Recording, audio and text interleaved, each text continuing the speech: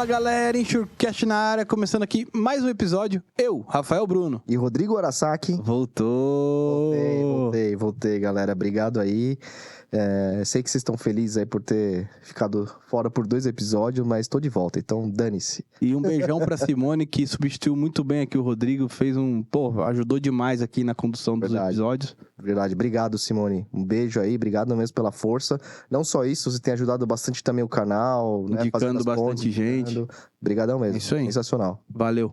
E hoje, pessoal, recebendo aqui como co-host uma pessoa que já participou aqui, aliás, tem um dos vídeos mais vistos do canal, né, Japinha? Walter Souza. Obrigado, Valtão, por aceitar esse convite aí. Boa tarde, obrigado mais uma vez, pela oportunidade. E faremos aqui algumas perguntas ao Dr. Zaccarelli, que é o criminalista. É mais ou menos a sequência, depois do meu trabalho que se encerra, aí começa o Dr. Zaccarelli. Boa. Mais ou menos isso. Boa. E recebendo como convidado, Dr. Zaccarelli. Muito obrigado, doutor, por estar aqui conosco. Uma honra recebê-lo aqui. Bom, boa tarde a todos, muito obrigado, Rafael, Rodrigo, Walter, pela oportunidade, né? É uma honra estar aqui e poder compartilhar com vocês um pouco do conhecimento que eu tenho na área jurídica, especificamente no segmento de seguros. Boa, obrigado. E antes de começar esse nosso incrível bate-papo, vamos aos nossos patrocinadores. A BRK está há mais de 15 anos no mercado de gerenciamento de riscos e gestão logística, sempre focada em resultados e satisfação plena de seus clientes, se destacando no desenvolvimento de soluções customizadas com resultados positivos e constantes para seus clientes.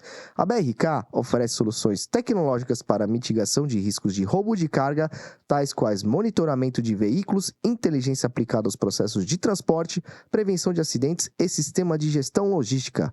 Brasil Risk agora é BRK. Valeu! Se você é do ramo de seguro de transportes, certamente já ouviu falar da Moraes Veleda. Temos o prazer de tê-la como nosso patrocinador. Hoje, a MV é líder de mercado no gerenciamento de riscos e prevenção de perdas, sempre utilizando as melhores tecnologias, sem deixar de lado a humanização no atendimento e execução de suas atividades. A Moraes Veleda possui uma software house pronta para desenvolver aplicativos personalizados para você ganhar tempo, reduzir custos e potencializar resultados. A Moraes Veledas vai muito além das soluções habituais, utilizando sua experiência de 23 anos para estar à frente de suas necessidades. Lá, eles consideram que missão dada é missão cumprida. Valeu, Veleda. A LogRisk é a empresa internacional do grupo NS Tech. É a primeira empresa brasileira de gerenciamento de riscos, gestão logística e prevenção de acidentes a operar no México. Além do México, já atua também na Colômbia, Peru e Equador. Seus grandes diferenciais para o mercado mexicano são a capacidade de interação das diversas tecnologias de rastreamento em sua plataforma e uma estrutura própria de pronta resposta com cobertura nacional focada na recuperação de cargas, acumulando o melhor resultado na região. Valeu, LogRisk. Boa. E como de costume aqui, deixando aqui mais uma sugestão de literatura, O Seguro Garantia, de Vladimir Adriane Poleto, editora Roncarate. Valeu, pessoal. Adquiram lá esse livro no site da editora Roncarate. Não só esse, como vários outros muito bons, né? Boa, isso aí. Vamos lá, Japinha? Bora lá. E os recadinhos? Esqueceu do curta? Nossa, faz tempo que eu não gravo, é verdade. Galera, muito obrigado aí por terem acompanhado a gente. É difícil fazer isso sem você. Eu não sei fazer essa parte aí do curte, compartilha. Nossa, eu tô esquecendo. Galera, não deixe de se inscrever no nosso canal no YouTube, no canal do InsureCast, deixar aquele like maroto, compartilhar com seus amigos, mostrar pra família.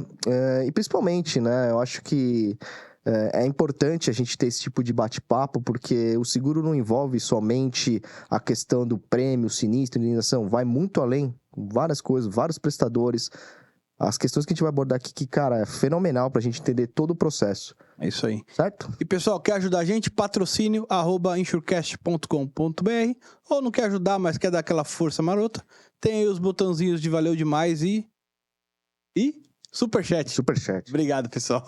Valeu. E começando agora, recebendo aqui o Dr. Zaccarelli. Dr. Zaccarelli, muito obrigado por ter aceitado essa participação aqui conosco.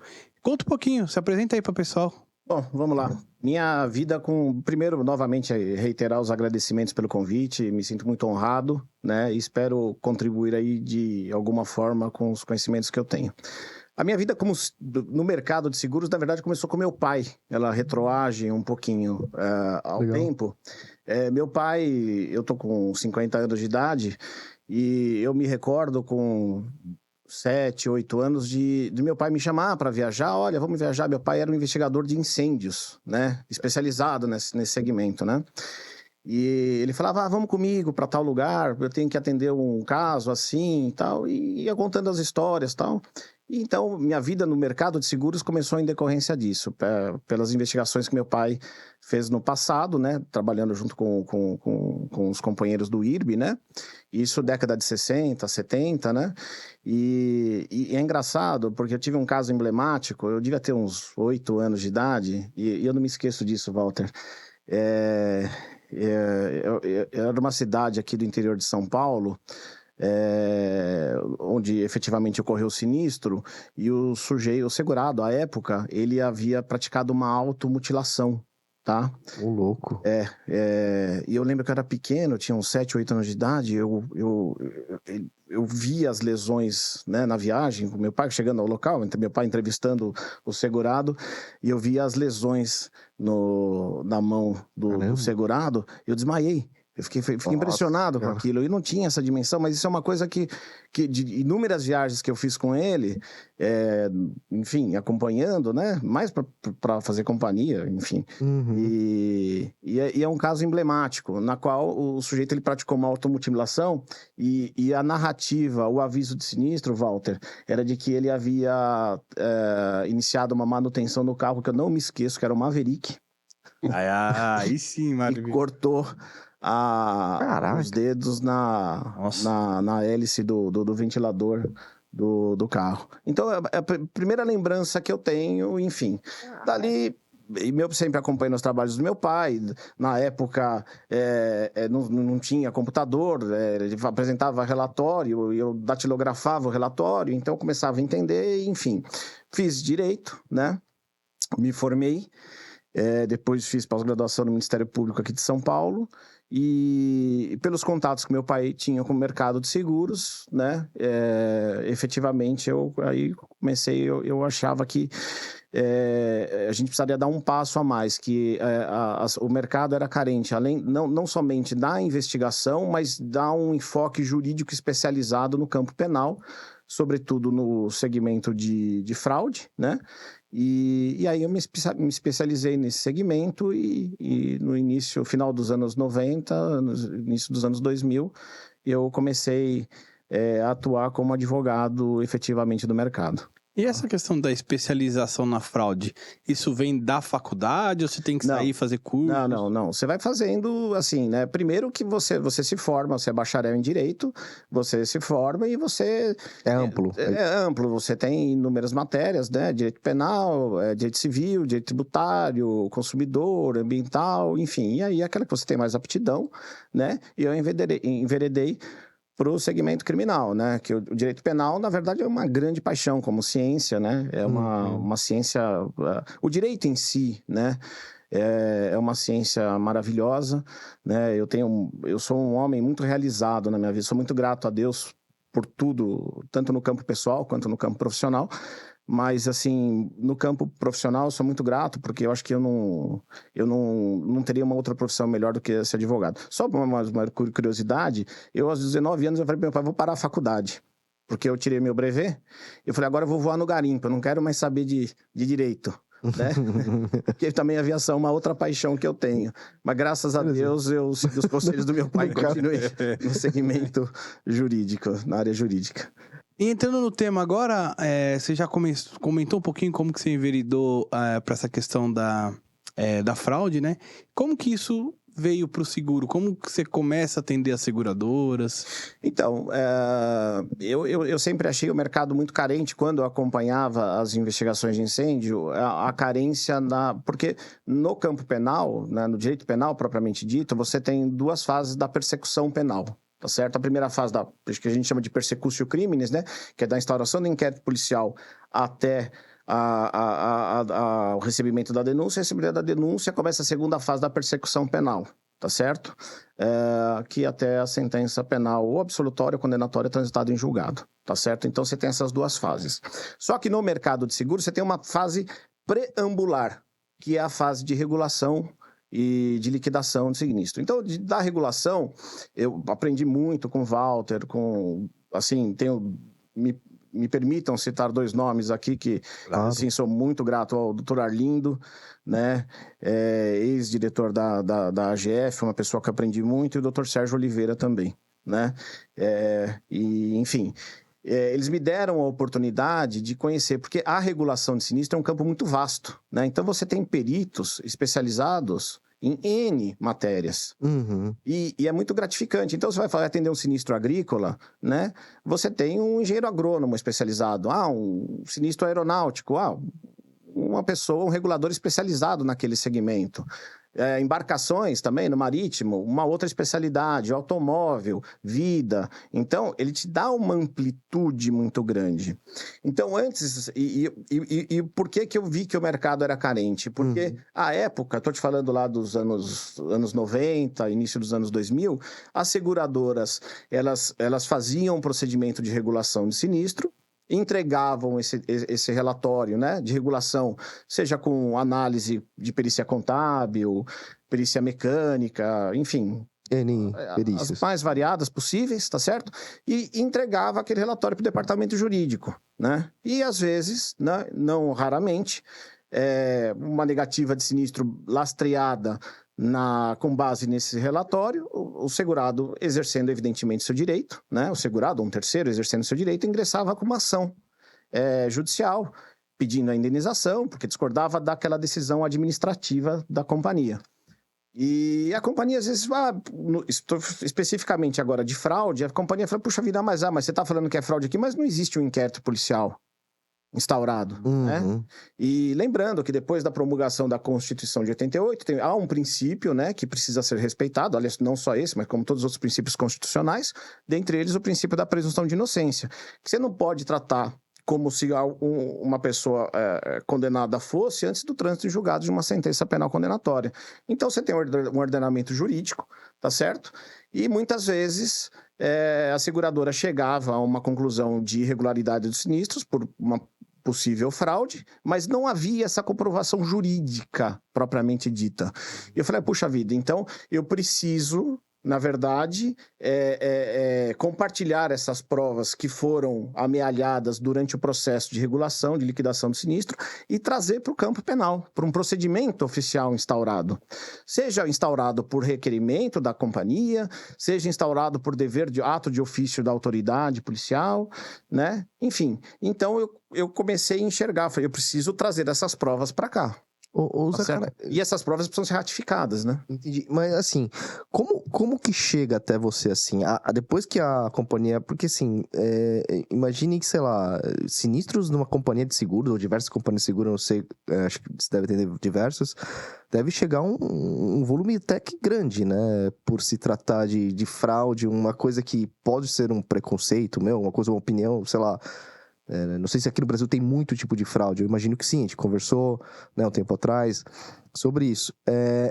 Depois que o regulador fez ele desconfiou, ou o analista desconfiou que isso pode ter sido uma fraude, ou não? Antes de negar o sinistro, para ter certeza, você é acionado? O ideal é uma pergunta absolutamente pertinente, né? Você, dentro de uma companhia de seguros, você tem inúmeros departamentos, entre eles o departamento de sinistro e o departamento jurídico. O que é o ideal, a meu ver, a meu sentir? Que haja uma simbiose entre esses departamentos. Porque quando há uma comunicação de sinistro, seja de automóvel, seja de incêndio, enfim, os mais variados possíveis, a primeira pessoa que tem contato com essa possível fraude, efetivamente, é o analista. E ele vai determinar para que o regulador vá a campo, vá a um sindicante, vá a um perito, para melhor entender o que aconteceu.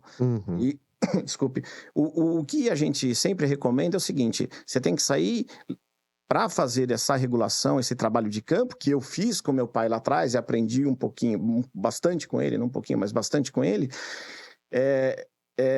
a gente não sair do escritório sem o preconceito de que aquilo seja uma fraude. Você tem que tratá-lo e respeitá-lo como um consumidor normal. E por que dessa importância? A seguradora, e eu acho que esse é um tema bastante complexo, e talvez antes de responder a tua pergunta, eu preciso pontuar uma questão que é sobremaneira relevante.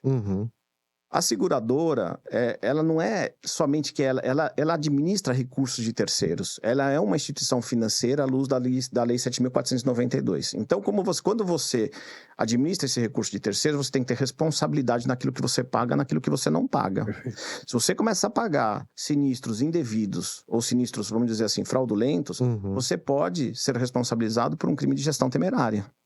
Então, a regulação, ela precisa reconstruir os fatos de maneira fidedigna. Regulação que eu digo no sentido amplo, os peritos, reguladores, sindicantes e por aí vai. Tá certo? Esse procedimento todo que a gente chama para você liquidar de maneira escorreita esse sinistro. Então, assim, essa responsabilidade, existe o princípio do mutualismo, então você não pode sair pagando qualquer coisa. Então, você faz esse trabalho, até porque há uma regulamentação da própria SUSEP, né, que assim recomenda que o sinistro seja regulado, porque senão você vai pagar tudo, enfim, você tem que saber pagar aquilo que é devido e recusar o que não deve ser pago. Esse é o ponto de partida.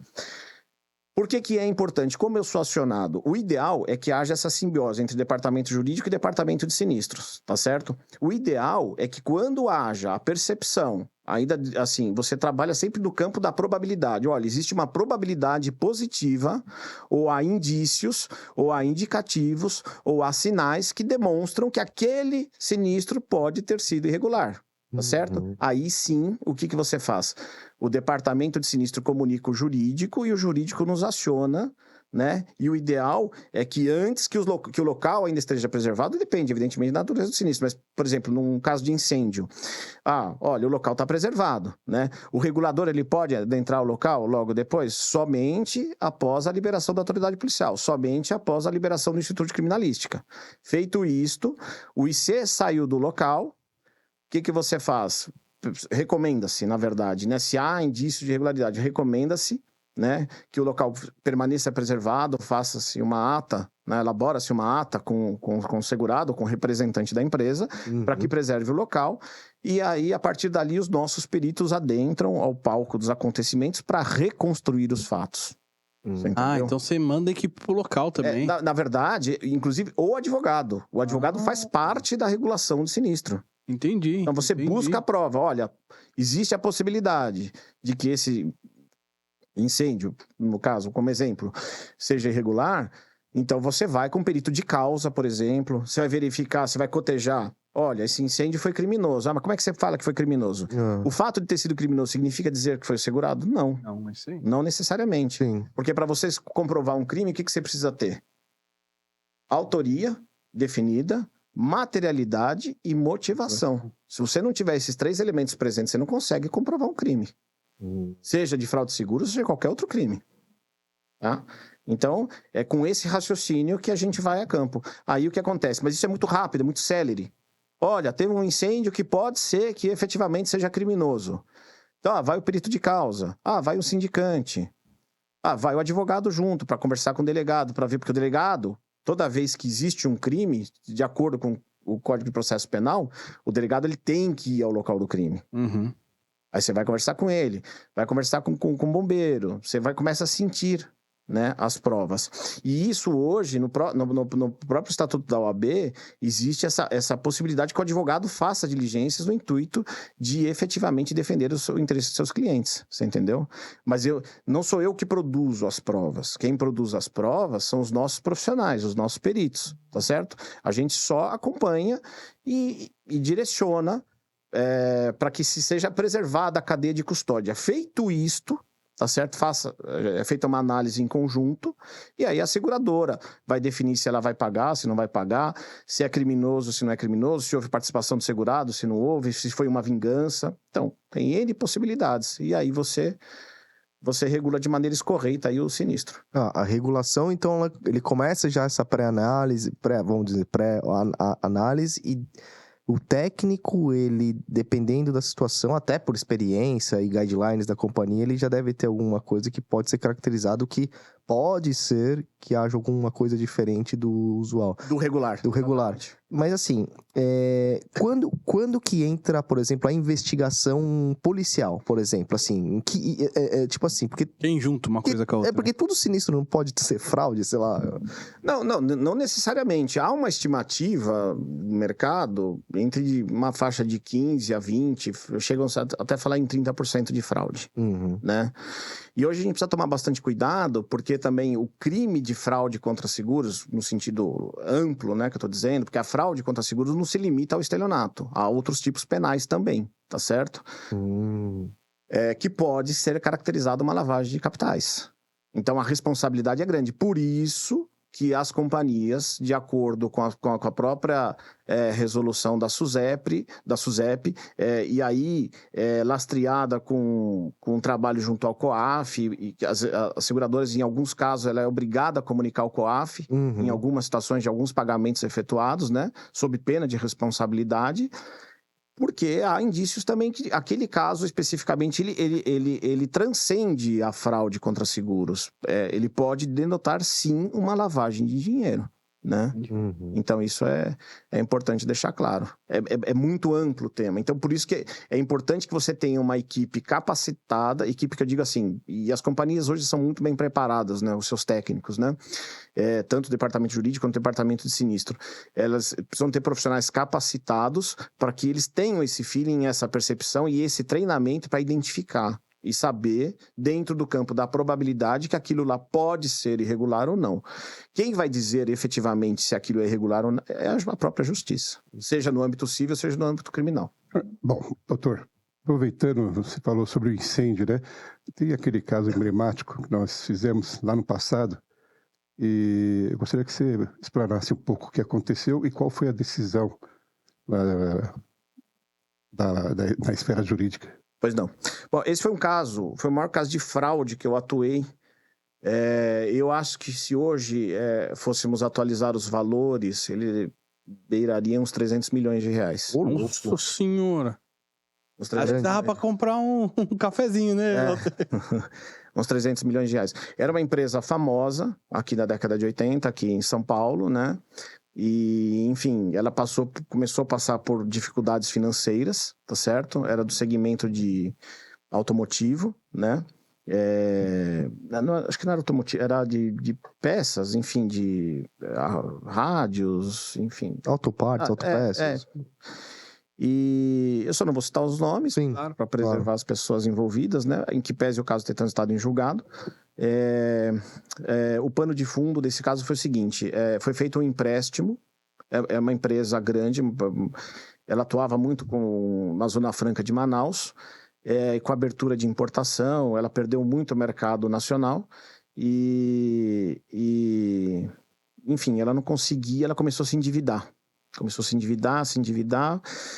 E chegou uma hora que os seus gestores, né, fizeram um empréstimo junto a um banco, tá? Um banco grande, e foi dado em garantia as peças, os produtos acabados, efetivamente. Né? Olha, eu tenho aqui o estoque da empresa. Tá aqui, eu quero tanto de dinheiro, mas eu tenho esse estoque. Enfim. Aí, como regra, né, o incêndio... por incrível que pareça, é sempre à noite, sempre em feriado, né? Né? Engraçado isso, né? Enfim, são as coincidências da vida. E foi num feriado, salvo engano, de 7 de setembro, né? De 1998, 97, 98, salvo engano. E pegou fogo, um incêndio de 2, 3 dias para as chamas serem debeladas. Quer dizer, foi uma coisa bem, bem grave, né? O presidente da empresa, o sócio principal da empresa, estava em outro país, né? E quando o incêndio foi deflagrado. Enfim, um incêndio muito grande, 3 dias, imagina, para debelar as chamas, até o Instituto de Criminalística ir ao local, até bombeiro liberar local, a gente conseguiu entrar depois de acho que umas 2 semanas, mas sempre preservando o local. E ali, só para resumir, né, o que aconteceu, uma das principais provas, né, lembrando que para comprovar um crime você precisa ter indício de autoria, materialidade e motivação financeira. Então, a primeira coisa que você vai ver é, como é que está essa empresa? Né? putz, tá devendo bastante no mercado, tem muito empréstimo, tem muita, enfim, protestos e por aí vai. Como é que a vida... Porque a vida da empresa é essa, a vida do sócio pode ser outra, né? Então, você acaba pesquisando os dois, você vai começar a verificar, né? Porque às vezes a empresa está quebrada, mas o sócio está muito rico, né? Então, você faz essa análise prévia e quando adentramos ao local, verificamos que até quando nós entramos no local, já sabíamos dos empréstimos, já sabíamos de todas essas informações financeiras e por aí vai. Na hora que bate um sinistro, você já faz essa pesquisa. Você já faz essa análise prévia, né? Muito, as coisas são muito dinâmicas, né, no sinistro. E precisam ser, né? Porque nós temos prazo. E quando adentramos ao local, o primeiro indício que foi verificado, puxa vida, aqui só tem sucata. Aí cotejamos, mas isso aqui foi dado em garantia para o banco. Mas o banco não veio aqui, não fez avaliação? Mas quando você fala sucata, é porque virou sucata ou porque era sucata? Era sucata, o produto era sucata. É, porque você consegue identificar. Né? Às vezes, eu vou te falar, tem sinistros que dependem da natureza. Por exemplo, uma farmacêutica que uma vez atendemos no estado do Rio Grande do Sul. O sujeito reclamou lá, eu vou voltar para o caso, mas o sujeito reclamou lá, tem 5 mil desodorantes aqui. A lata não vai sumir. Então você faz a identificação, você faz a contagem individual. É mesmo? Você faz uma garimpagem, para você verificar o volume. Você vai cotejar o volume de água que foi gasto pelo Corpo de Bombeiros, por exemplo, se é uma empresa têxtil, com a carga térmica de tecido que tinha no local. É incompatível. O sujeito falou que tinha lá 5 toneladas no estoque, mas o bombeiro usou... E foi acionado rapidamente, já no início das chamas, e usou, sei lá, 5 mil litros, você vai ver que é uma disparidade. Então, você vai ver a carga térmica com a quantidade de água utilizada. Você começa a ver se há disparidade. Então, tudo tem que fazer sentido, tem que ter uma lógica. Então, é esse estudo que você faz. Por isso que é importante que o advogado, ele vá ao local. Ele não fique sentado na mesa dele esperando o relatório ficar pronto. Porque depois que o local já foi removido, enfim, já foi alterado, todas as circunstâncias, você não consegue mais produzir prova. Acabou. Precluiu o seu, seu direito, né? Sim. Você não consegue mais fazer nada. Você vai reconstruir o quê? Nada. Então é importante que o advogado vá com essa visão, mas com uma visão imparcial. Claro. Não sair com aquela visão, aquilo é fraude. Não, isso você vai fazendo a leitura da cadeia de indícios. Tá? E voltando para o caso, nós identificamos inicialmente que aquilo era sucata. Aí o sindicante começa a fazer as entrevistas. Não, essas mercadorias, muitas dessas mercadorias foram retiradas do local 1 semana, 2 semanas antes do incêndio. Já é um indicativo. Tinha caminhão aqui? Tinha. O caminhão também foi retirado. Quer dizer, só ficou... né? E aí o mais incrível, né? O nosso perito de causa identificou que um dos núcleos do incêndio chegou a 4 mil graus, porque derreteu o aço. Eu tô falando números, porque eu não me lembro exatamente, mas só me engano foi isso. Mas falou, isso aqui foi um artefato que foi criado para chegar nessa temperatura. A gasolina, se não me engano, e álcool chega acho que 1.200, não tenho bem certeza. Então era uma coisa muito díspare, sabe? Então, a materialidade está aqui. Mas como é que eu vou vincular essa questão ao sujeito que ele estava em Nova York quando aconteceu o incêndio, né? E aí você vem trazendo toda uma cadeia de indícios de pessoas envolvidas e por aí vai. A ponto de ele ser denunciado criminalmente, né? Processo foi denunciado pelo incêndio qualificado, porque assim que acontece. Às vezes, quando você põe fogo, coloca fogo, segurado coloca fogo, numa casa, numa indústria, enfim, num carro, nem sempre essa conduta ela se adequa ao estelionato. No caso específico desse incêndio, como houve perigo à incolumidade pública, o que é a incolumidade pública? Quando você coloca em risco o patrimônio e a vida de terceiros, certo? O que acontece? Você precisa... A pena do estelionato é de 1 a 5 anos, do incêndio, se não me engano, qualificado é de 2 ou 3 a 8, se não me engano. Tá certo? Então, a conduta dessa pessoa ela foi muito mais grave, porque colocou em risco a vida de outras pessoas. Perfeito. Tá certo? Então, ele foi denunciado, né? Nós nos habilitamos, acompanhamos a regulação, acompanhamos o inquérito policial. À medida que a regulação vinha produzindo provas, eu trazia para o inquérito policial. Você faz essa ponte com a polícia também. Ponte. Vou conversando com o delegado, com o promotor de justiça e vou colocando-os a par sobre os nossos trabalhos. Né? E aí o promotor se convenceu da fraude, efetivamente, e ofereceu a denúncia. né? Uma denúncia muito bem feita, muito bem elaborada pelo promotor da comarca de Guarulhos. E esse processo tramitou durante 2 anos, 3 anos, salvo engano, e foi proferida a sentença condenatória. O processo em si você não acompanha ele atuando no Não, caso? acompanho como assistente de acusação. Entendi. Então eu acompanho a regulação, acompanho o inquérito e acompanho o processo. Olha só. Então, assim, a gente brinca que a gente casa com o sinistro, né? Sim. E vai longo. Vai longo, vai... Agora, você comentou algumas coisas assim que já dão um cheiro ali pra levantar o alerta ali, o sinal de alerta. A questão, a situação financeira da empresa, final de semana, aquela coisa toda e tal.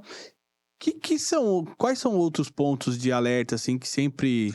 Então, por exemplo, a questão da retirada de mercadorias, isso estou falando no caso de incêndio, tá? Retirada de mercadorias, retirada de animais, por exemplo, isso é clássico, né? Deu uma folga para a empresa inteira. Exatamente. Fraudador burro, né, meu?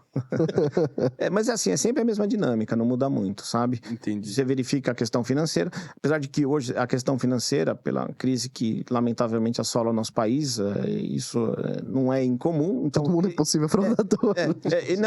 Não é. O Brasil inteiro. Você precisa tomar bastante cuidado quando você faz análise desses indícios, né? Eu sempre falo, nós somos em 8 advogados no escritório, né?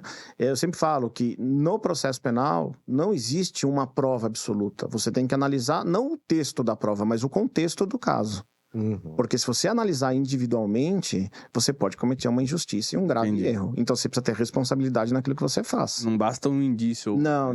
Você tem que ter uma cadeia de indícios que te levem a uma certeza. E a prova indiciária, aproveitando o ensejo, ela é admitida no Código de Processo Penal. Era isso que eu ia te perguntar. É admitida. Principalmente, sabe por quê? Porque a fraude contra seguros, também de maneira ampla, não estou falando somente do estelionato, porque a fraude contra seguros, ela vai desde o homicídio, tá certo? Passa pelo incêndio, passa pelo desmoronamento, passa pelo atentado à navegação aérea ou fluvial. Então, você tem uma gama enorme de crimes, de tipos penais, que podem estar ligados à fraude contra seguros. Aí a gente chama... Existe um princípio, uma análise que você tem que fazer, que é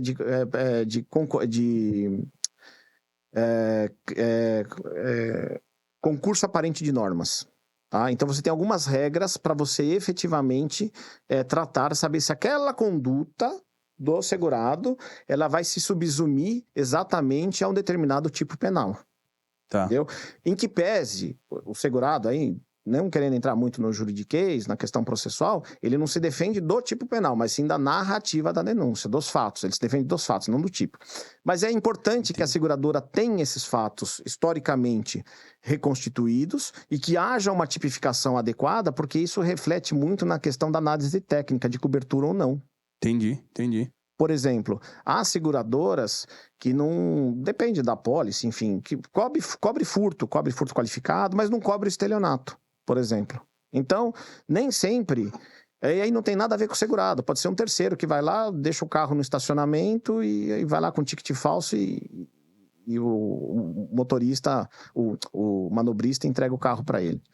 Então, por isso que essa questão de tipo penal é muito importante, tá certo? Para você analisar de maneira escorreita. E só voltando para concluir o caso, eu tive a honra de figurar como assistente de acusação nesse processo. Foram 2 réus denunciados, né? Os outros 2 advogados, excelentes advogados, grandes colegas, né? Que um foi o Dr. Podvo e o Dr. Maris, né? Mas aí a nossa tese sagrou-se vencedora e houve o trânsito em julgado, né? Da sentença penal condenatória. E, enfim, a seguradora recusou o sinistro e... Nesse seu caso, Zaccarelli, era em relação ao não pagamento ou a um processo contra o segurado? Porque, pelo que eu entendi, são 2, né? O crime, que é pela justiça... É a justiça penal, na verdade. Penal. É a justiça penal. Na verdade, ou o segurador estava processando também? Não, nós nos habilitamos. A vítima, no caso do crime de incêndio, a vítima primária é o Estado e a vítima secundária é a seguradora. Nesse caso especificamente. Entendi. Tá? Porque é um crime mais grave que o estelionato, é um crime capitulado no Código Penal de crimes contra dos crimes contra a incolumidade pública. Tem um capítulo no Código Penal Exclusivo para isso. que abre do artigo 250, vai até acho que é o 263, 264, salvo engano, 265, vamos lá. Tá? Uhum. São os crimes contra a incolumidade pública. Então, a vítima é a sociedade. Entendi. E eu, como seguradora, me habilito como assistente de acusação porque eu sou uma vítima secundária.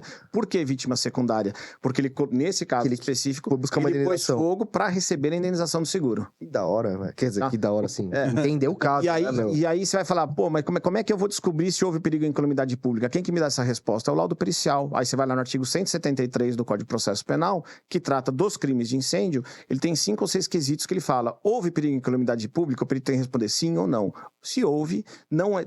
E se ele pôs fogo com a finalidade de receber a indenização do seguro, é um incêndio qualificado. Se não há perigo à incolumidade pública, aí seria, no caso, o próprio estelionato, o 171, parágrafo 2º, inciso 5º. Bom, aproveitando, doutor Zaccarelli, um outro tema que é bastante discutido nas seguradoras é o furto mediante a fraude. Você poderia explicar para Opa, nós? vamos lá. Isso aí que deve rolar que nem água, né? Abre a torneira.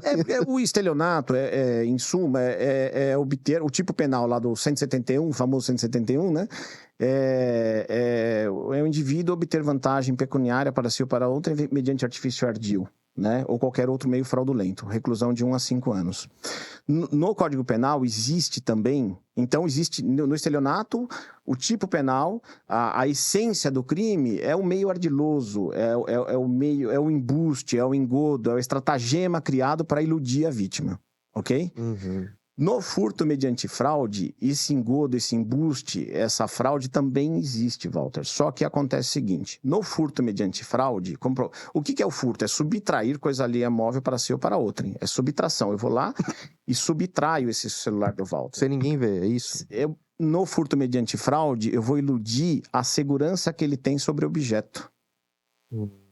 Então eu engano, eu falo, Walter, existe um carro pegando fogo, ele vira... o olhar dele, ele deixa de olhar para o celular dele, olha para o carro e eu vou lá e subtraio. Eu iludo, na verdade, ou engano, ou jogo uma cortina de fumaça sobre a vigilância que ele tem sobre o bem. No estelionato, não.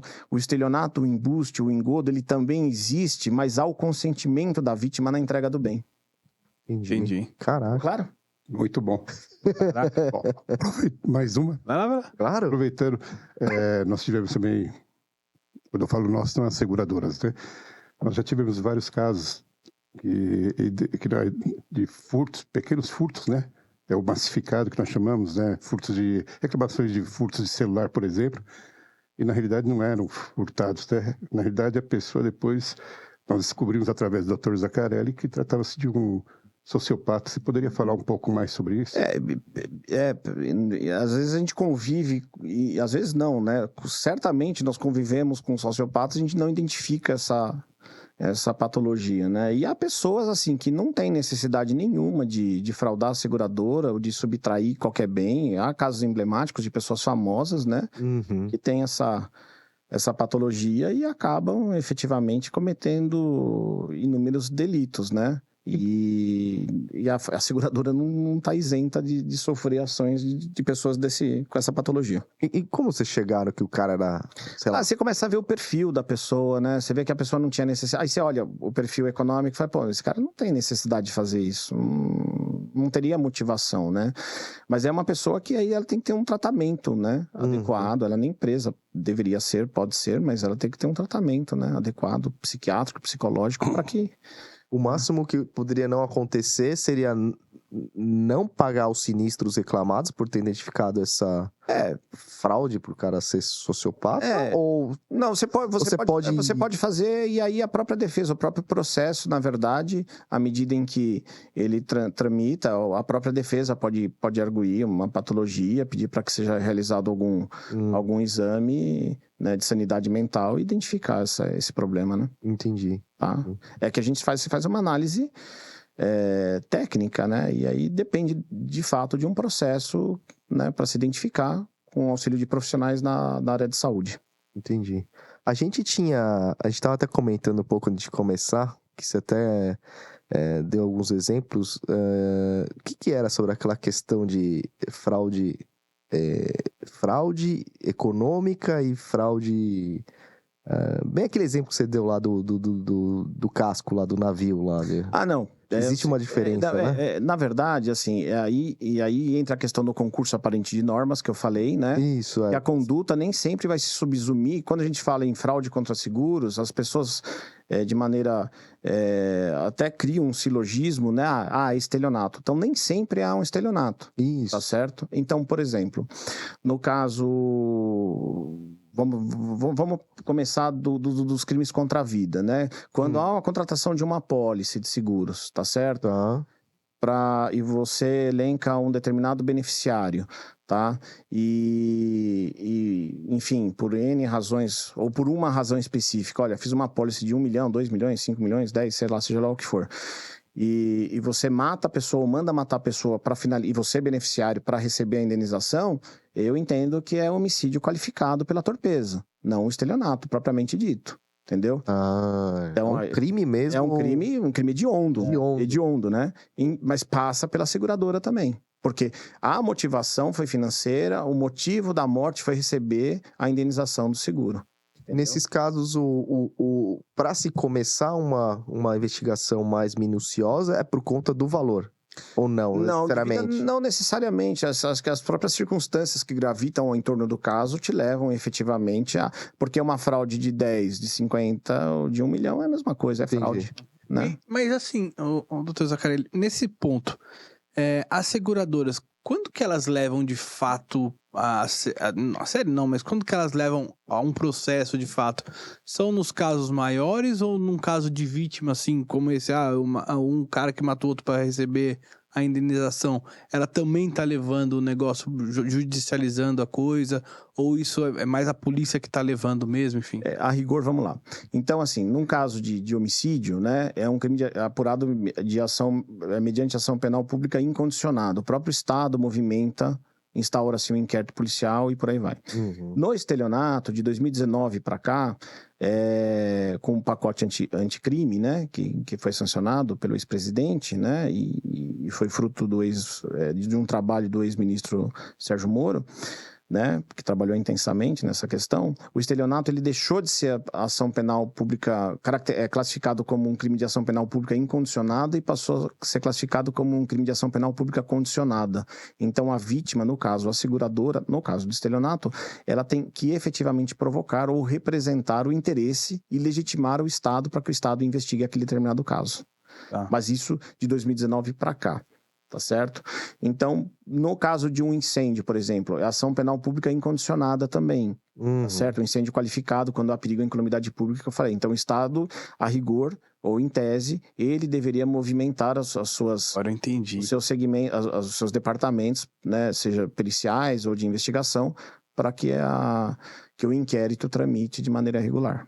No linguajar do seguro, quando tem RC é incondicional. Quando é dano só é coisa, né? Porque assim, então, só para você entender bem, quando gera risco a pessoas ou ao entorno, além do que só a seguradora, aí o Estado tem que agir por conta. Depende do objeto jurídico tutelado. Entendeu? É que, como eu te disse, a fraude nem sempre ela é caracterizada pelo estelionato. Pode ser um homicídio, no caso do seguro de vida. Tá certo? Bom. Aí é ação penal pública incondicionada, o Estado movimenta. Tá bom, então depende muito do objeto jurídico tutelado. Agora, se for um estelionato, o sujeito ocultou o carro para receber a indenização do seguro, depende efetivamente da manifestação, da chancela da vítima legitimando o Estado para que investigue aquele caso. E você vê as seguradoras aumentando a fomentação disso? Eu acho que assim, as seguradoras, assim, que eu posso te dizer, nos últimos 25 anos, elas se aprimoraram bastante seus departamentos, né? Isso não é uma faculdade, isso é uma obrigação legal.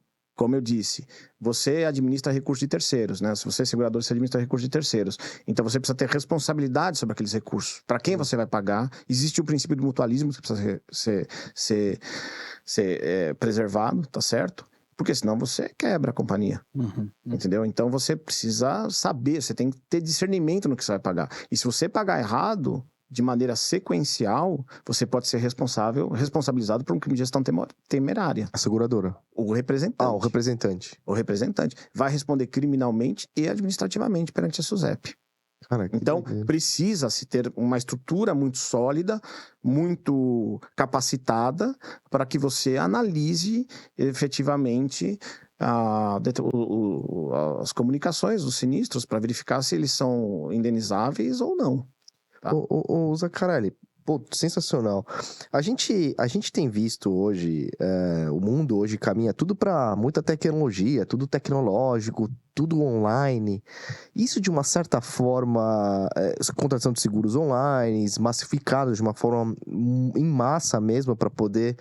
Você vê na tua visão, tua experiência, você acha que isso pode dificultar um pouco a questão de você identificar fraudes?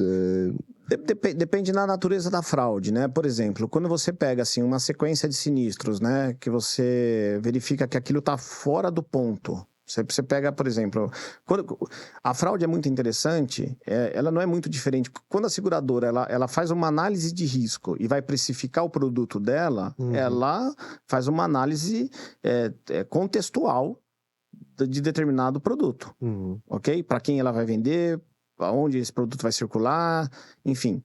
Sim, sim. Tá. Então ela fala, qual que é a probabilidade de uma pessoa de 18 anos dirigindo uma Corvette colidir? É enorme, né? Pela pouca experiência, ser um carro veloz, enfim, é enorme. Então, a rigor, o preço, ela consegue precificar. Na fraude também isso é possível ser feito, né? Quando você pega uma frequência significativa de sinistros envolvendo sempre o mesmo grupo de pessoas ou elas interligadas, se você analisar esse sinistro individualmente, você não consegue identificar a fraude, mas se você analisar todo o contexto dele, de todas as pessoas envolvidas, hoje tem uma ferramenta muito importante que você consegue concatenar as pessoas, os sinistros, as atividades, se são conhecidos, se são amigos, se são familiares. É o mesmo policial que às vezes faz a lavratura da ocorrência, sim, seja como for, você consegue, qual que é a probabilidade daquele evento ser verdadeiro ou não. Tem uma ferramenta que é bastante importante que a gente utiliza, que é uma teoria, isso é muito utilizado no direito norte-americano, que é o teorema de Bayes, né? Você vai verificar qual que é a probabilidade daquele evento ter ocorrido ou não. É 1 em 1 milhão. É mais ou menos o cálculo que você vai, qual que é a minha chance de ganhar na Mega Sena? Entendi. Sei lá. Que louco. E você consegue... Isso é uma prova absoluta? Não, mas é um indicativo. Entendi. Então você tem ferramentas que você consegue identificar que aquilo está fora da curva. Significa dizer que é fraude? Não. Mas significa dizer que está fora do Tem alguma contexto. coisa ali estranha. Tá? Até que você comentou uma coisa, sempre o mesmo sujeito que faz o BO e tal. Uma das coisas que no transporte a gente vê, quando tá acontecendo determinado tipo de evento e tal, de crime, sempre a mesma delegacia que faz, sempre o BO é registrado na mesma delegacia, sempre o BO isso vai adiante? Tem algum lugar que se denuncie, enfim?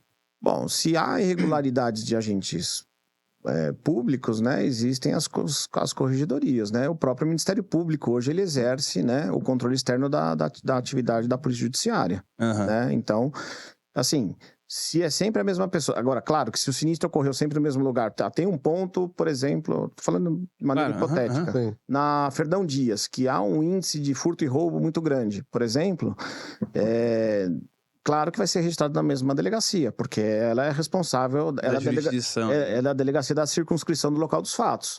Mas, agora, aconteceu em outro local, tem alguma coisa de errado, né? Então, isso você precisa identificar. E, lamentavelmente, não é incomum a gente se deparar com essas irregularidades. Infelizmente. Desculpa, Walter. O Dr. Zaccarelli, me cita um pouquinho, assim, e as penalidades envolvidas, né? A partir do momento que se identificou a fraude e levou, quais são as penalidades comuns aí? Bom, vamos lá. Assim, se você pensar em responsabilização corpórea, né, de pena corporal, você fica ali entre um regime aberto, um semiaberto, enfim, em regra, tá? Às vezes até no fechado, dependendo das circunstâncias. Se a pessoa faz com muita frequência as fraudes... Reincidência. Existe a reincidência específica, no caso, sem dúvida nenhuma. Então, vai se agravando a situação, né? Mas, assim, a meu ver, tá? Tô te falando o meu sentir. A vítima no processo penal, ela ficou esquecida durante um bom tempo, né? Se preocupou muito com quem efetivamente praticou o delito, em alguns benefícios e por aí vai. Existe uma tendência né, do processo penal hoje, olhar com mais cuidado a condição da vítima. E o que a gente sempre procura passar ao judiciário, ao Poder Judiciário e ao próprio Ministério Público e à própria Delegacia de Polícia, que quem paga a fraude não é a seguradora, é a sociedade de um modo geral. Tá certo? Ela transcende o patrimônio da seguradora. Porque isso faz com que o valor do produto seja mais caro, porque o risco é maior, entendeu? Então, é importante que a sociedade, os órgãos persecutórios, os órgãos de justiça, né, o próprio Poder Judiciário, no caso, se sensibilize em relação a isso, né? Tanto é verdade que aqui em São Paulo você tem uma delegacia especializada de fraude contra seguros. Ah, é? Existe uma delegacia especializada, que é a 4ª de Vecar do DEIC. Oh, que bacana. É uma delegacia especializada. Caramba, que bom. Existe. E não só em todos os estados, mas aqui em São Paulo existe. E aí, quando se identifica uma fraude, se leva para essa delegacia? Então é isso? Mas... Não necessariamente para essa delegacia, mas há uma delegacia especializada em São Paulo. Entendi. Né? Porque você tem que ver muito a questão do local da consumação do crime, né? Que é onde deve ser apurado. Aconteceu, por exemplo, em Santa Catarina, você não vai fazer aqui. Entendi. Hoje, o seguro mais popular aqui no Brasil aqui é o auto, né? Sim. É o de carro. E... Ainda que há discordâncias no episódio que a gente fez aqui com o Marco, ele falou que ele acha que o mais popular, na verdade, é o de financiamento, aquele que vem quando você financia um apartamento, tem um prestamista ali, né? Enfim, mas vai lá, desculpa. Esse tipo, o fraudador de um seguro de auto, por exemplo, botou fogo no carro ou jogou pra dentro do rio... Ou sei lá, que ele fez, bateu de propósito. Vocês devem ter visto vários tipos de coisa. Tem bastante. Que tipo de pena esse fraudador? Nesse Dá caso... um recado aí pra quem faz isso aí no vídeo. A reclusão é de 1 a 5 anos, né? O estelionato é de 1 a 5 anos. De 1 a 5 anos. Isso entra como estelionato já? Isso seria, no caso, destruir o próprio bem. Para receber a indenização do seguro, sim, seria o estelionato. É o parágrafo 2º, inciso 5º. Há também, o estelionato, existem 6 incisos, tá? O único que é crime formal, né, que se consuma com a própria conduta, né, que é a fraude contra seguros. Ele não precisa receber indenização para o crime estar consumado, né? Basta ele praticar a conduta, ter uma apólice vigente, comunicar o sinistro e destruir o próprio bem no caso. Tá certo? Está consumado. O fato de receber indenizações seria exaurimento do crime. Que o crime, quando você fala em crime, você tem o iter criminis. É uma linha de crime que a gente traça, né? Que é o iter criminis, né? É a cogitação, atos preparatórios, atos executórios, consumação e exaurimento do crime. Tá certo? Então, dentro desse contexto, para o crime estar consumado, efetivamente a seguradora não precisa pagar a indenização. Basta a conduta. Eu achei que nunca era pago. Se fosse identificado... Não, se for identificado e comprovada a fraude, a rigor, não. Mas às vezes você identifica... A velocidade da indenização às vezes é tão rápida. Então, às vezes, o time da regulação, às vezes é diferente... Às vezes não. Em regra, é diferente do time os relógios são diferentes dos próprios órgãos persecutórios. Às vezes você já pagou a indenização e depois você identifica que é fraude. E aí rola uma investigação por trás, o bonitão tá lá, recebi o RU, mas tá sendo investigado. Aí entra com uma ação penal, aí entra com instalação de inquérito policial, se virar uma ação penal, por exemplo, você se habilita e pede a reparação do dano. De 2008 para cá mudou o Código de Processo Penal também. E o cara pode ser preso ainda? Pode ser preso, a depender da circunstância, sim, né? E prescreve? Não, prescreve, mas assim não é o problema. Tá bom. O nosso problema não é de pena. De novo, a meu ver, tá? O problema do Brasil, esquece fraude contra seguros, o problema do Brasil, o problema da criminalidade do Brasil não é a quantidade de pena que vai ser aplicada. O sujeito, quando ele sai para cometer um crime, ele não abre o Código Penal para saber... Quantos anos eu vou pegar? Ele comete o crime, de novo, a meu ver, porque ele tem a certeza da impunidade. E aí vai ficando confiante, vai consegui consegui 2, também, minha opinião talvez seja. Isso é uma coisa interessante, doutor, porque assim, uma das coisas que se fala muito, inclusive no transporte, que eu convivo muito com o roubo de carga, né? Às vezes você vê lá, prendeu quadrilha, a quadrilha tá solta, O que acontece nesse meio tempo? O que acontece é assim, existe um ordenamento jurídico, tá certo? você tem algumas tipos de prisões, né? Então, você tem as prisões cautelares, que é a prisão temporária, no caso, que é para obter a natureza. Em resumo, a natureza dela é se constituir prova, se buscar prova. Existe a prisão preventiva, né? Prevista lá no artigo 312 do Código de Processo Penal, que é quando há risco à garantia da aplicação da lei penal, risco à conveniência da instrução criminal, risco à garantia da ordem econômica, tá certo?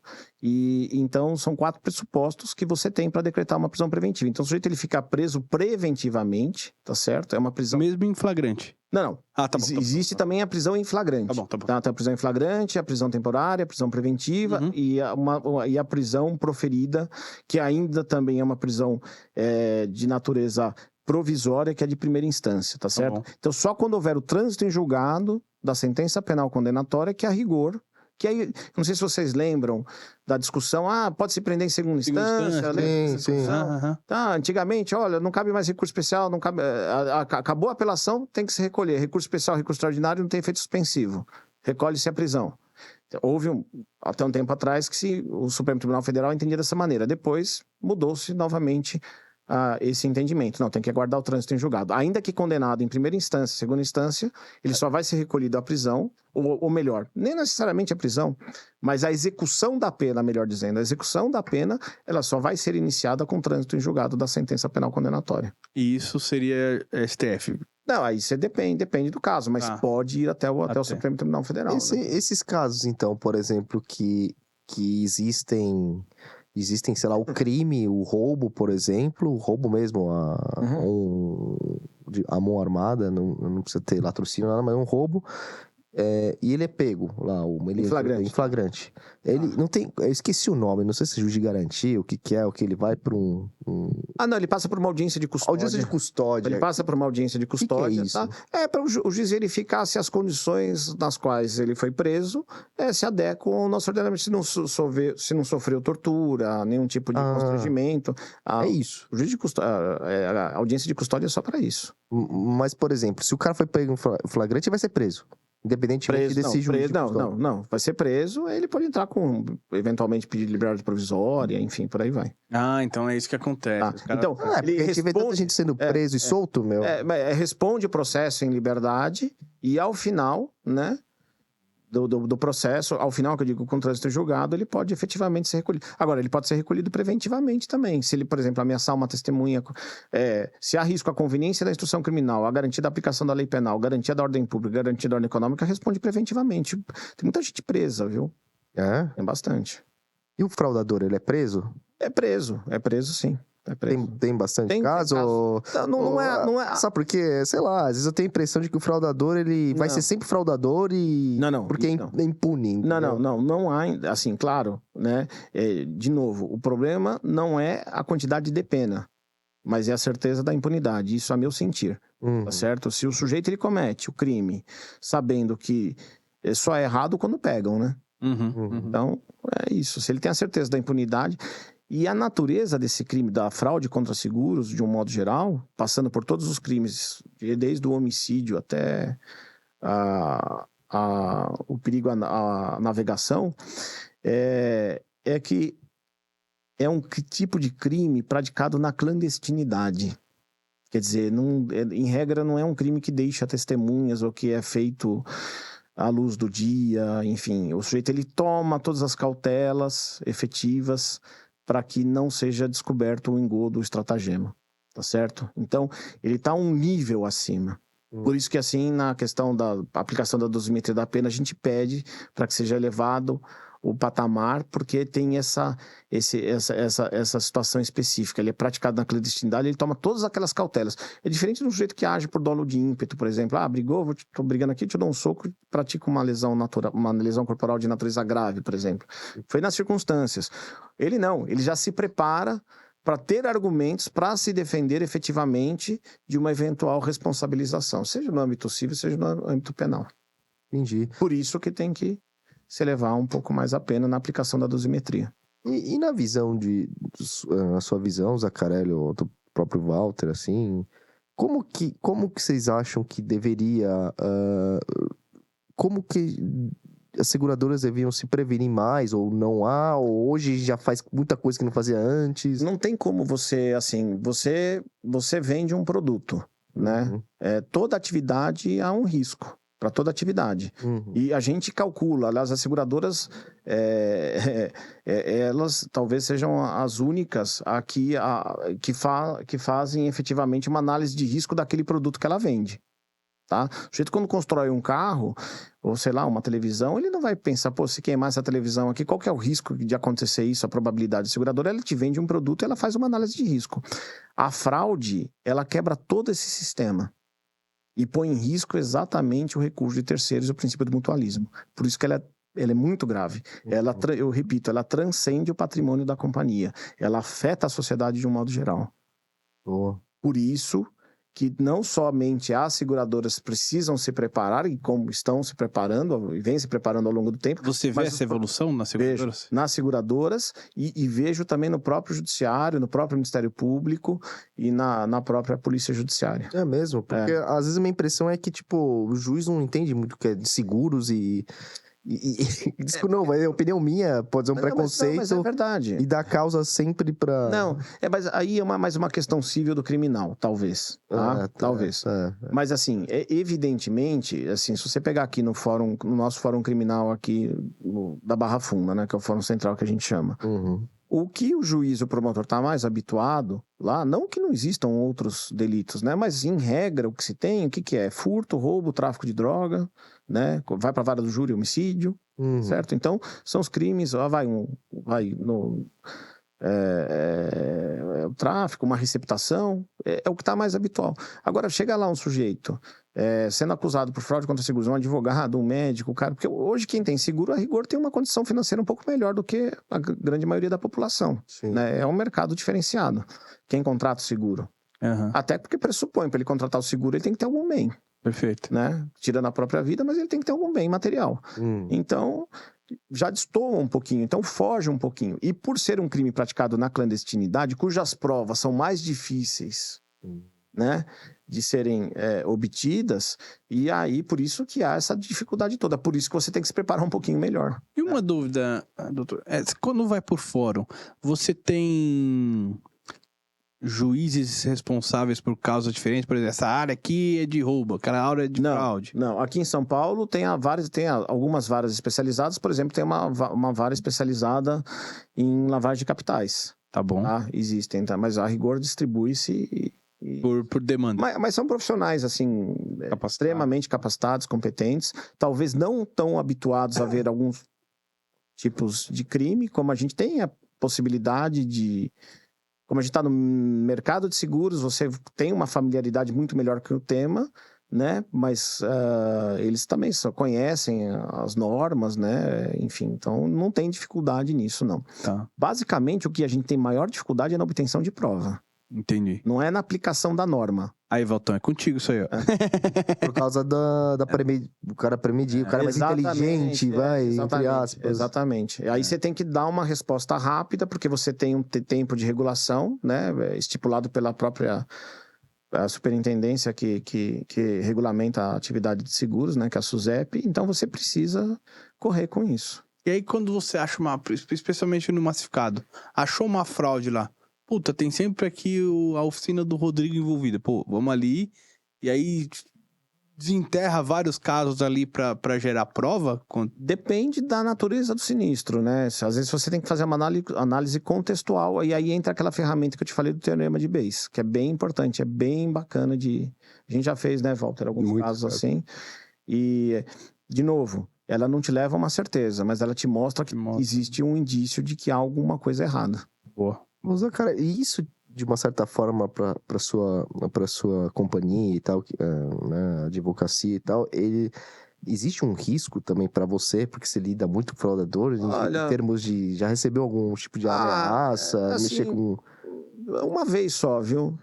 Uma vez. Mas, assim, de um modo geral, não. Há muito folclore sobre isso. Não existe uma... Não que não Uma máfia do golpe do seguro. Não, existem, né, associações criminosas, enfim, né, voltadas para essa prática, né, até mesmo porque, hoje, né, o crime organizado, infelizmente, é uma realidade que nós temos no nosso país, né, então, às vezes, e não raramente, você vê organizações criminosas, né, voltadas para algumas práticas com a finalidade de lavar dinheiro por intermédio de sinistros irregulares, ou até mesmo regulares. Né? Então, doutor, voltando a esse assunto que é muito importante, o teorema de Bayes, eu gostaria de saber como é que está a aceitação no judiciário? O judiciário... Primeiro explicar um pouquinho melhor, né, o que é o teorema, né? E o porquê, como é que está essa decisão? Não, então, na verdade, o teorema de Bayes é um cálculo atuarial que você tem que ter inúmeras informações para você verificar qual que é a probabilidade daquele evento ter ocorrido. É uma análise de probabilidades, basicamente. Tá? Eu não sou perito, não tenho um conhecimento aprofundado de que maneira, né, o perito, a fórmula matemática que ele utiliza para chegar a aquele determinado cálculo. Mas o judiciário aceita.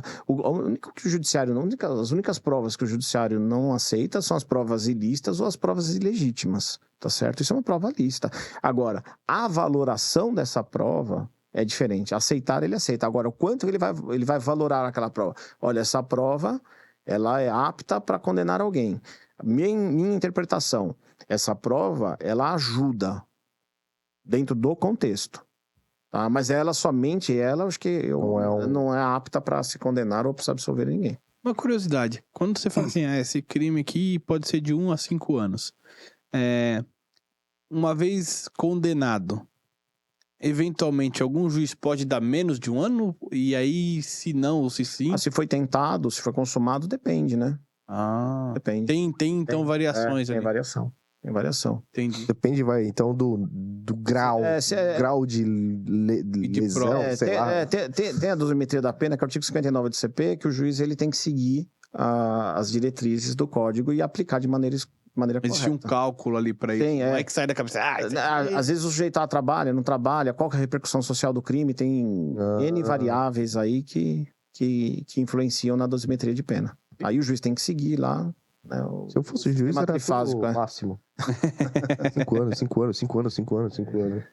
Bom, doutor, obrigado, viu? Obrigado. Tem mais alguma coisa aí, Valtão, que você queira? Só mais uma pergunta, que é fundamental também para as seguradoras. A nova lei, né, de proteção a dados, LGPD, ela impactou nos trabalhos investigativos policiais e etc. Hoje, antes da lei ser sancionada, né, não havia uma preocupação tão grande. Hoje, sem dúvida nenhuma, você tem que tomar bastante cuidado no tratamento das informações e a forma que você as coloca, né, sem dúvida nenhuma. Você precisa, mas não é impeditivo, Walter. Eu acho que, assim, de novo, a gente precisa, assim, ainda que o indivíduo, né, ele tenha cometido um delito, ele precisa ser tratado com o máximo de garantia dentro de um ordenamento jurídico, precisa se preservar alguns dados, porque muitas vezes o sujeito ele pode ser processado e ser absolvido. Né? Então você precisa tomar cuidado com a forma de tratá-lo. Não é por outra razão que existe o princípio constitucional da presunção de inocência, que garante o status de inocente até o trânsito em julgado daquela pessoa. Então é um status dignitatis que a gente chama desse princípio, entendeu? Então a lei de proteção de dados, ela vem mais ou menos de encontro com isso. Você precisa tomar bastante cuidado na forma de você tratar essas coisas. O sujeito teve envolvido em 10 sinistros, ele já tem antecedentes criminais, mas aí você vai ver o processo e ele foi absolvido. Então você precisa fazer uma análise contextual com bastante responsabilidade para não incorrer né? A gente caminha por uma linha muito tênue, né? E ali no fio da navalha, você precisa tomar bastante cuidado de não cometer uma injustiça e de não pagar algo que não seja devido, sob pena de responsabilidade. Por isso que cada dia mais você precisa ter profissionais preparados dentro das companhias, não só somente seguradora, qualquer instituição financeira, o banco, por exemplo, também, né? Você precisa ter, né, bastante responsabilidade. Boa. Obrigado, Sensacional. doutor Zaccarelli. Eu que agradeço a oportunidade, fiquei lisonjeado, espero ter contribuído de alguma forma com a experiência que eu tenho. Não, foi sensacional. Foi uma aula aqui, jurídica, de fraude. Ficou com tudo. medo, já? Eu não, eu tenho vocês tranquilos. Boa. Maravilha. É isso Boa. aí. Valtão, obrigado mais uma vez aqui também por estar conosco, tá? Obrigado a vocês por outra oportunidade, né? E obrigado Não. por toda a ajuda que você tem dado ao canal aí também, viu, Walter? Valeu, A porta tá aberta sempre aí, Valtão. valeu. É isso Boa. aí. Recados finais? Bora. Pessoal, Insurecast, projeto pessoal meu e do Rodrigo, nada que falamos aqui tem a ver com as empresas que a gente trabalha ou que eventualmente já trabalhamos. É isso aí, galera. Não deixe de se inscrever no nosso canal, deixar aquele like, compartilhar com os amiguinhos, tá? Além desse canal, a gente tem um Shorts também. A gente tem deixado bastante... como que chama? Os curtinhos ali? Os shorts. Os shorts também. Dá pra deixar o like nos shorts Instagram, também no Instagram, compartilhar. É isso aí, LinkedIn. galera. É isso aí, é isso aí. Obrigado, obrigado aí mesmo. Valeu, galera. É isso aí, obrigado. Carelli, Valtão, Valtão. vocês. Ok. Valeu. Valeu, abraço. pessoal. Até a Abraço. próxima. Tchau. Pô, que legal, hein? Pô, foi bom? Foi ótimo, cara. Da hora.